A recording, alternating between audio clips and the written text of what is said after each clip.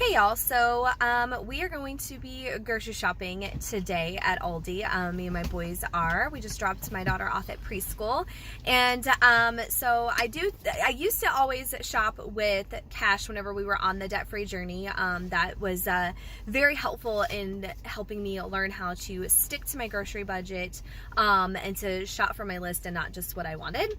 However, today I am not shopping with cash because I just honestly don't feel like going to the bank to get the cash, so I'm being a little lazy today. So we'll see how I do sticking to my budget. So we are back from Aldi. I did go $3 on some change over my grocery budget, so I will have to go and adjust our budget accordingly. And my boys right now, they are helping to unload all of the groceries. And so I will go over my whole process for grocery shopping and meal planning and all of that here in a second with you guys. Like I said, I'm about $3 and some change over my grocery budget. And so I need to go in and adjust my budget, which honestly for this month is not that big of a deal because, you know, my fuel, I had actually budgeted a little too high last month for my fuel costs for my car. My husband's business, he owns his own business, and so his business actually pays for his truck fuel, so we don't have to pay for that, but we do have to pay for the fuel in my car. And I spent way less last month than I was anticipating spending, and so I actually have quite a bit of wiggle room, and so I'm actually going to go right now and just spend some time and adjust our budget, so then that way we can continue to be on track with our big goals, which our big goal for 2020 is to max out Roth IRA contributions. We are almost there, as well as we want to keep putting money aside.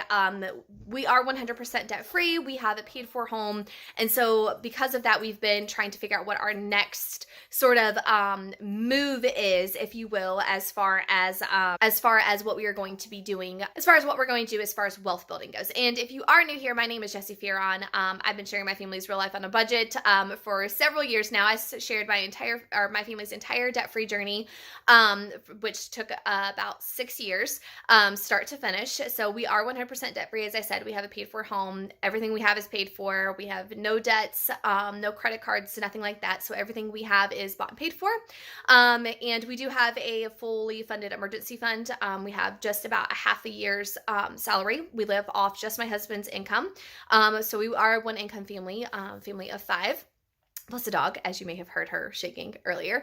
But I'm going to right now go through and just adjust my budget, and I will show you how much I spent at the grocery store and kind of go through my process for adjusting the budget.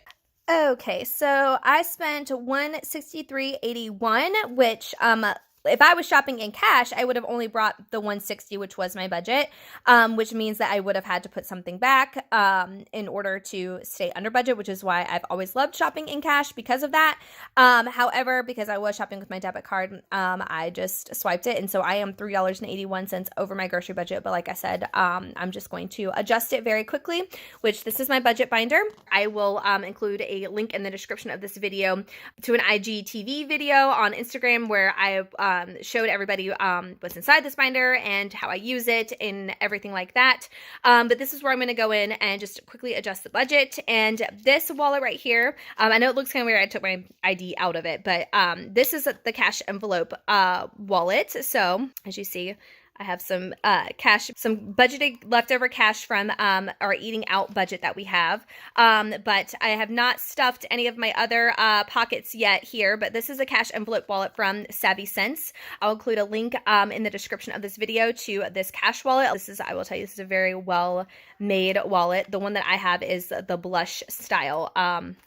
I absolutely love it. Another thing that I love is that my phone can actually fit in here.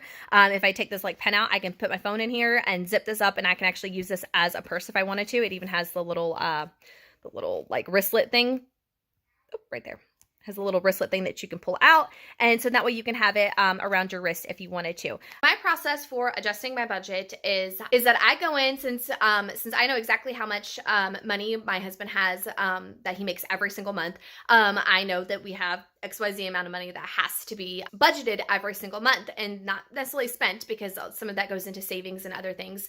But we have a set amount of money, right? And so all I do is I go in and I take whatever amount I'm over in one category and take it from another category.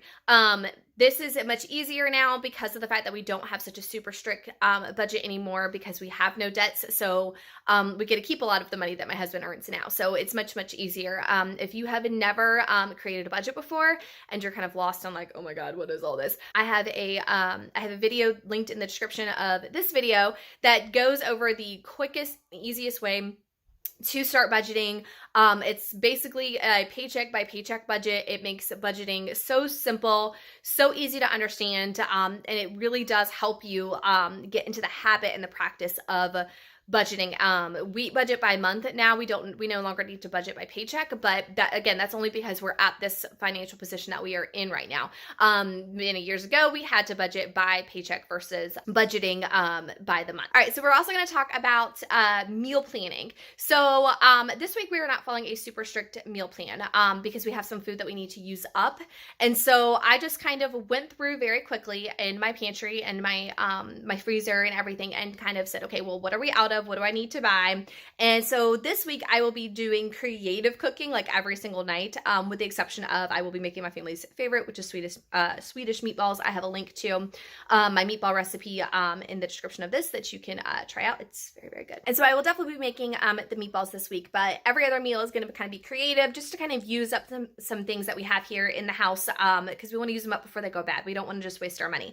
So I'm doing sort of creative cooking this week. However, I wanted to share with you some sort of meal planning tips if you are like brand new to meal planning and it's overwhelming. One of the best things that I did when I was first learning how to meal plan is I created it's like a family favorites binder, where literally in this binder it has just our family favorite like recipes from like various cookbooks and family recipe type things.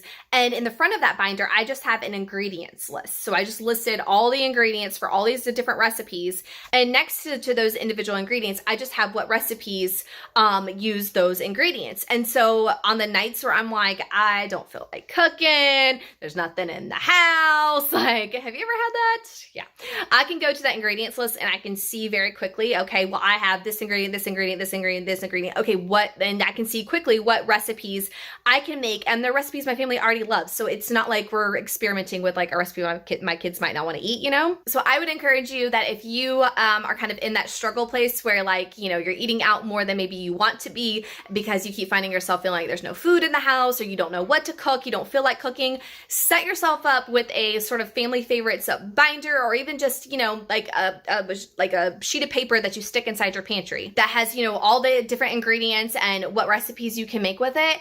I mean, honestly, it takes the guesswork out of it, and it makes it super simple because, again, these are recipes that your family already likes and loves and enjoys. So there's no fighting or bickering over it. My other tip that I will tell you is that when we were first starting the debt-free journey, I struggled hardcore with meal planning because we had also just switched our diet to a very clean, minimally processed diet. And so I was trying to figure out how to make things like the cream of chicken soup from scratch, and it was really hard. And so I actually, for 2 years, we paid for a service called eMeals. They actually have a free 2-week trial. I'll include a link in the description of the video to them. They're fantastic, but we only used them for 2 years, but they were a fantastic service. But they create the meal plan for you, give you the recipes, and they will even give you the grocery list that corresponds with those recipes for the week and for the meal plan. So it was fantastic because honestly, it helped me learn how to meal plan and helped me stick to our budget and keep our grocery budget low while we were just starting the debt-free journey and trying to get control over our finances. But meal planning doesn't have to be complicated. Honestly, like right now, if you want to make your meal plan for the week, literally grab a sheet of paper, get your cookbooks out, get your phone, Pinterest, what have you out, and like just real quick right now, kind of go through your pantry. You have to take a full inventory, but go scan your pantry, scan your freezer, your fridge, and look for ingredients that need to get used up. And then once you know what ingredients have to get used up, make a plan to make recipes that are going to use those ingredients for the week. I literally will just write Monday through Sunday down on a piece of paper, and I will like just write down. I don't make a meal plan for breakfast food only because my family we're not big breakfast people. So like cereal, muffins, bagels, toast. That's really the extent of breakfast. Sometimes on a Saturday morning, my husband will make like a big breakfast, but it's very rare. And so I don't make a strict meal plan for breakfast food. And I don't make a super strict plan for lunch either, only because we eat a lot of leftovers for lunch, because I do homeschool my two boys.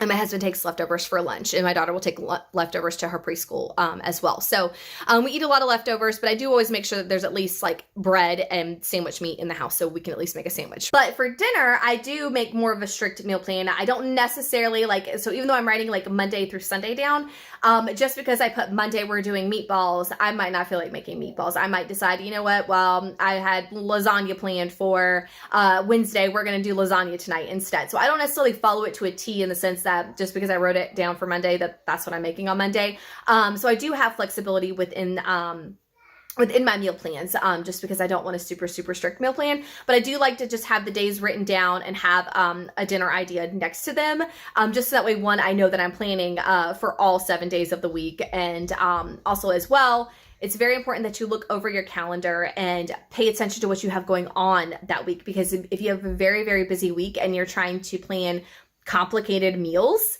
then you're gonna overwhelm yourself and burn yourself out. And so you wanna make sure on those nights where it's going to be kind of like a rush night or a busy day, that you have, maybe some slow cooker, some Instant Pot, or, maybe leftovers, or just an easy to make meal. Sheet pan recipes are fantastic. I'll include a link in the description of this video. It's actually an Instagram post that I did, but it has a very easy, and everyone that's ever made this sheet pan meal absolutely loves it. So it's a very easy sheet pan meal to make, and it's my go-to every time that I'm just like, either I don't feel like cooking or we're having a busy night. That's my go-to. But you just want to keep those things in mind as you are making your meal plan, so then that way you can actually meal plan for your real life and not overwhelm yourself. All right, so those are just a few of my sort of meal planning tips, and kind of peek behind the curtain, if you will, on how I update our grocery budget, because I am not a perfect budgeter. Sometimes people think that just because we're 100% debt free that, oh my gosh, you almost like have like this perfect budget and stick to it perfectly. No.